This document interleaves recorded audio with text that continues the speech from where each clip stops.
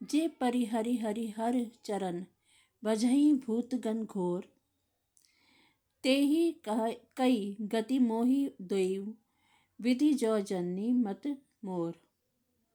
जो लोग श्री हरि और श्री शंकर जी के चरणों को छोड़कर भयानक भूत प्रेतों को भजते हैं, वे माता यदि इसमें मेरा मत हो तो विधाता मुझे उनकी गति दे।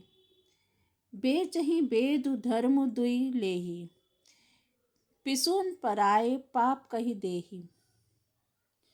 कपटी कुटिल कल है प्रिय क्रोधी, वेद विदूषक विश्व विरोधी। जो लोग वेदों को बेचते हैं, धर्म को दुह लेते हैं, चुगलखोर हैं, दूसरों के पापों को कह देते हैं, जो कपटी कुटिल कलह प्रिय और क्रोधी हैं, तथा जो वेदों की निंदा करने वाले और विश्व भर विरोधी हैं, लोभी लंपट लोलुप चारा, जे ताक कही परधनु परदारा। पावो मैं तिन कै गति घोरा, जो जननी यहु सम्मत मोरा। जो लोभी लंपट और लालचियों का आचरण करने वाले हैं, जो पराये धन और पराई स्त्री की ताक में रहते हैं, हे जननी यदि इस काम में मेरी सम्मति हो तो मैं उनकी भयानक गति को पाऊं। जे नहीं साधु संग अनुरागे, परमारथ पथ विमुख अभागे। जे ना भजहि हरि नर तनु पाई, जिन्हि ना हरिहर सुजसु सुहाई। जिनका सत्संग में प्रेम नहीं है, जो अभागे परमार्थ के मार्ग से विमुख है, जो मनुष्य शरीर पाकर श्री हरि का भजन नहीं करते, जिनको हरिहर भगवान विष्णु और शंकर जी का सुयश नहीं सुहाता। तजी श्रुति पंतु बाम पथ चलहि, बंजक बिरछी वेश जगु छलहि। तीन कै गति मोहि शंकर देव, जननी जो यहु जानो भेयु। जो वेद मार्ग को छोड़कर वाम वेद प्रतिकूल मार्ग पर चलते हैं, जो ठग हैं और वेश बनाकर जगत को छलते हैं, हे माता यदि मैं इस भेद को जानता भी हूँ तो शंकर जी मुझे उन लोगों की गति दें। मातु भरत के वचन सुनी, साचे सरल सुभाए, कहि राम प्रिय तात तुम, सदा बचन मम काए। माता कौशल्या जी भरत के स्वाभाविक ही सच्चे और सरल वचनों को सुनकर कहने लगी, हे तात तुम तो मन वचन और शरीर से सदा ही श्री रामचंद्र के प्यारे हो। राम प्राण हो ते प्राण तुम्हारे, तुम रघुपति ही प्राण हो ते प्यारे। विदु विष चवै श्रवै हिम आगी, होई बारी चर बारी बिरागी।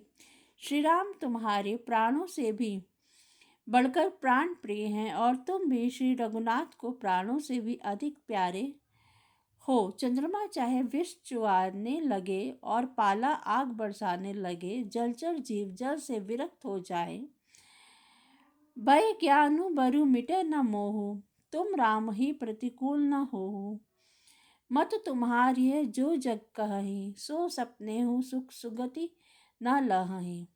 और ज्ञान और हो जाने पर भी चाहे मोह ना मिटे, पर तुम श्री रामचंद्र के प्रतिकूल कभी नहीं हो सकते, इसमें तुम्हारी सम्मति है। जगत में जो कोई ऐसा कहते हैं, वे स्वप्न में भी सुख और शुभ नहीं पावेंगे। अस कही मातु भरत ही लाए, थन पै स्रवही नैन जल छाए। करत विलाप बहुत एही भांति, बैठ ही बीत गई सब राती। ऐसा कहकर माता कौशल्या ने भरत को हृदय से लगा लिया। उनके स्तनों से दूध बहने लगा और नेत्रों में प्रेमाशु का जल छा गया। इस प्रकार बहुत विलाप करते हुए सारी रात बैठे ही बैठे बीत गई।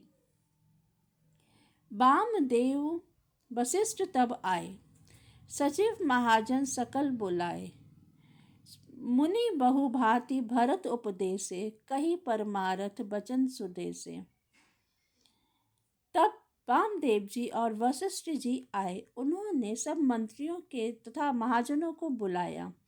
फिर मुनि वशिष्ठ जी ने परमार्थ के सुंदर समयानुकूल वचन कहकर बहुत प्रकार से भरत जी को उपदेश दिया।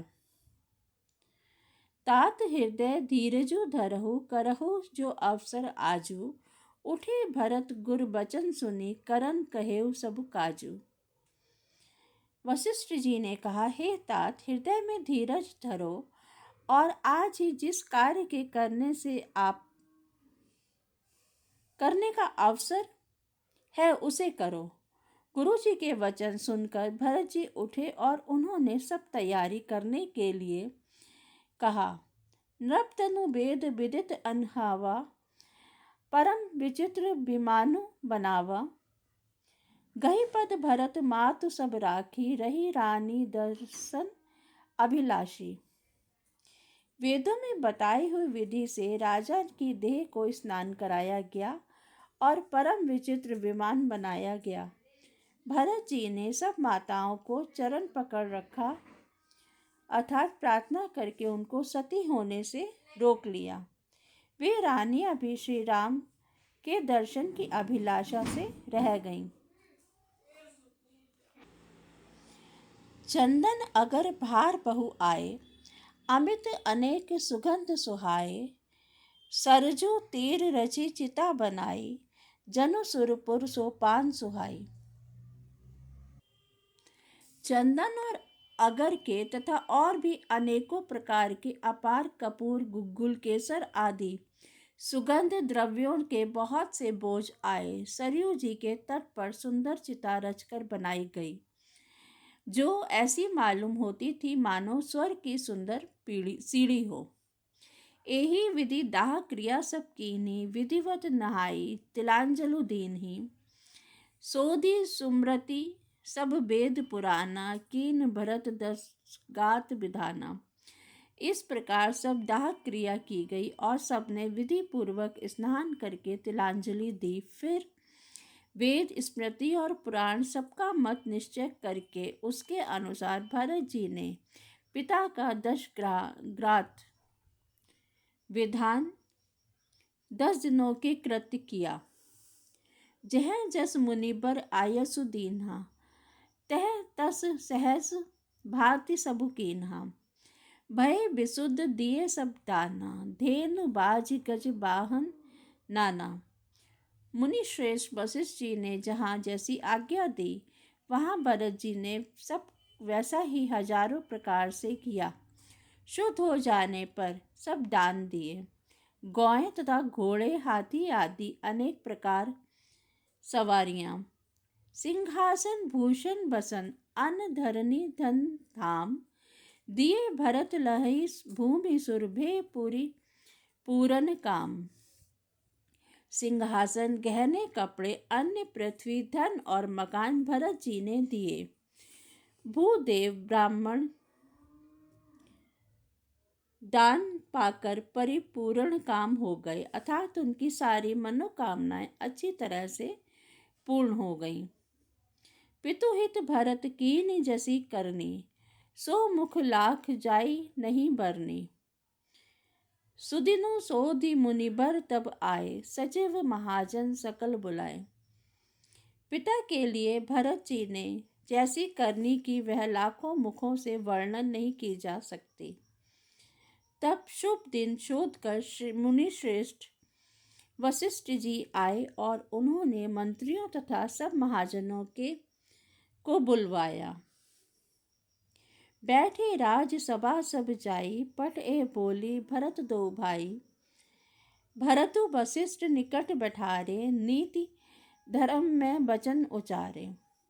सब लोग राजसभा में जाकर बैठ गए।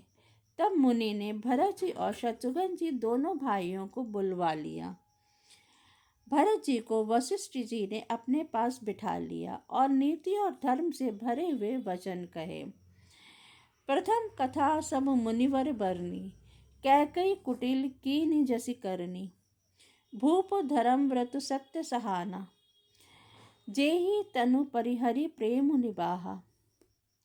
पहले तो कैकई ने जैसी कुटिल करनी की थी, सब श्रेष्ठ मुनि ने वह सारी कथा कही। फिर राजा के धर्म व्रत और सत्य की सराहना की। उन्होंने शरीर त्याग कर प्रेम को निभाया। कहत राम गुण शील स्वभाव, सजल नैन पुलकेउ मनिराव, बहुरी लखन सिय प्रीति बखानी, शोक सन्हे मगन मुनि ज्ञानी। श्री रामचंद्र जी के गुणशील स्वभाव का वर्णन करते करते तो मुनिराज ने नेत्रों में जल भर आया और वे शरीर से पुलकित हो गए। फिर लक्ष्मण जी और सीता जी के प्रेम की बड़ाई करते हुए ज्ञानी मुनि शोक और स्नेह में मग्न हो गए। जय श्री राम।